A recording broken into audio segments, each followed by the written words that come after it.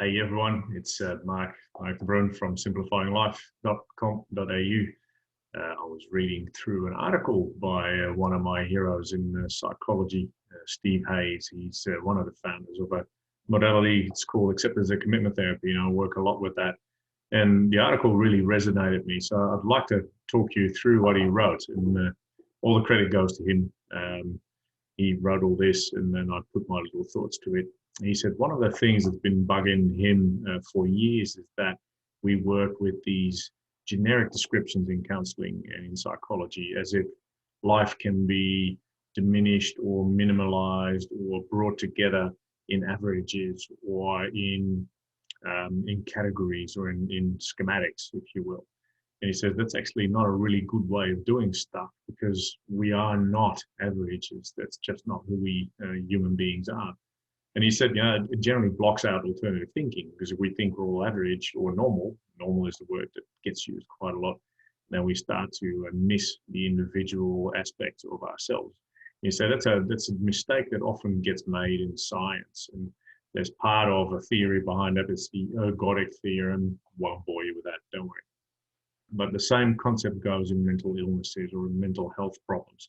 He said, if we try to categorize people by putting together a whole heap of symptoms or things that they're going through, then we're making the mistake of thinking that all these symptoms together that we might call major depressive disorder or generalized anxiety disorder or acute stress disorder or whatever you want to call it, that actually describes everyone. And science shows us time and time again that describing people by average generally doesn't work because hardly anyone applies to it. So when you look at the average of something, there's only a very few people out of bigger groups that conform to that.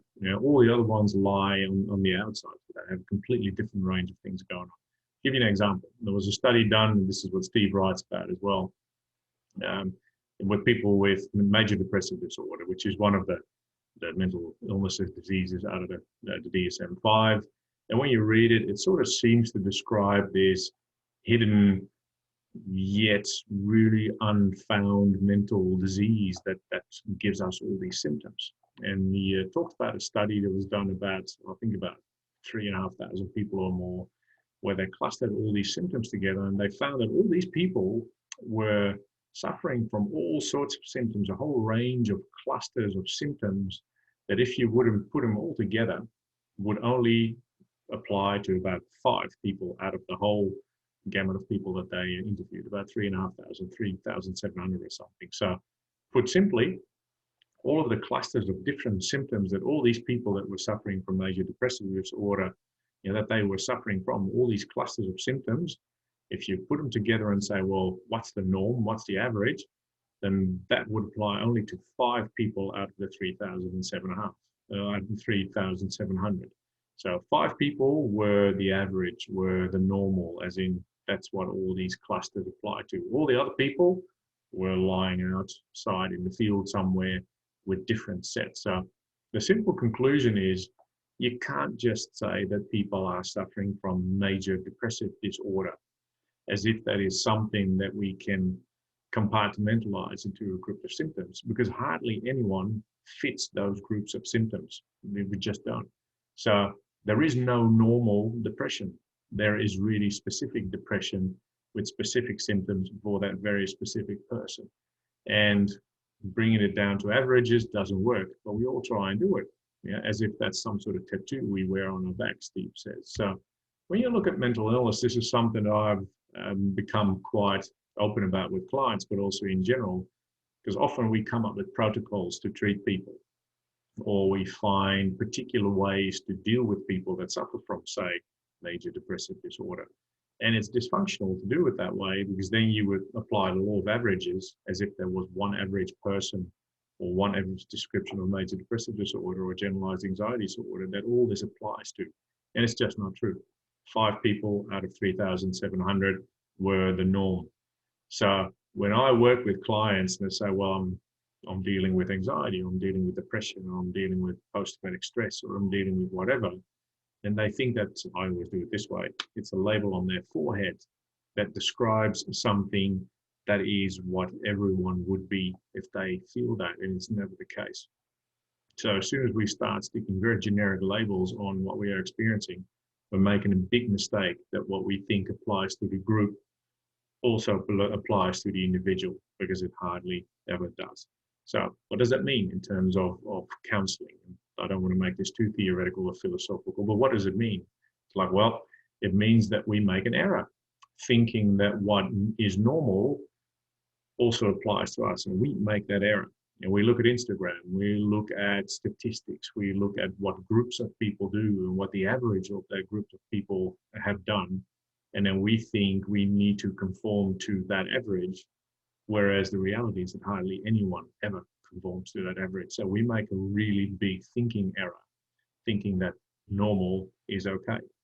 What does that lead to? Well, it leads to all sorts of symptoms and sensations and mental illnesses and mental ill health expressions that we think can be treated in a particular way because they seem to fit a particular description in a book called the DSM-5 or whatever, and that we have to do it that way, which doesn't work because that book would only apply to 5 people in that study out of 3,700, pretty much. Another one is that we're therefore targeting things the wrong way. And this is something that in a really interesting TED Talk, and I'll put the link in my YouTube channel, a guy called Todd Rose talked about. We do the same in education. Education materials are designed for the average kid, but there is no average kid. There are universal, individual, completely specific kids with their specific needs, desires, and wants. So if you apply all that law of average stuff to them and make them learn average materials, you're never getting out their unique individuality, their unique gifts, and there's something that can be done about it. In terms of mental health, I wrote a couple of things down. It's like, ideally, you would work towards tailor-made, specific sets of tools that apply to the specific life trajectory of that person, because that would be the only way that you can work with that person in a way that suits them. Not because it describes major depressive disorder, generalized anxiety disorder, acute stress disorder, PTSD, or work-life balance problems, or whatever is going on. It only caters for that specific person in that specific scenario. And I think Steve says, Steve Hayes says that psychology, unfortunately, has been, over the years trying to help people by looking at those law of average, and in his way, it's not the right way to go about it, which is what acceptance and commitment therapy tries to change. So when I look at my practice, the way that we look at it is we look at your specific situation and just that one. I'm not really too interested about the law of averages or what average normal you would need to connect to or need to commit to, because there is no normal, not really anyway. There are individuals with their individual needs and desires. So you would come to me, and I hope many other therapists along with me, we would look at your very specific situation. And if we can start making progress behaviorally, mentally, emotionally in that specific situation that is your life, then we don't need to look at normal. We can just look at what works for you, what doesn't work for you, and how we can make things better. Now, ultimately, that might lead to general understanding of some stuff, and that's great. But generally, it will not do that. It will be your life lived your way. So I know this sounds a bit theoretical, and I hope it makes sense. The thing to take away is that if you look at yourself as being average, or you're trying to live up to an average, or trying to make things work according to an average, or think that that is a better life to live, you're making the mistake that most of the average things do not apply to people individually. They only apply to an average that is hardly anyone there. So I hope that makes sense. If you've got questions about that, feel free to hit me up on Facebook, email, wherever you know to find me. I'll put that Todd Rose TED Talk in a link in my YouTube channel, and look forward to discussing this with you. Have a great day.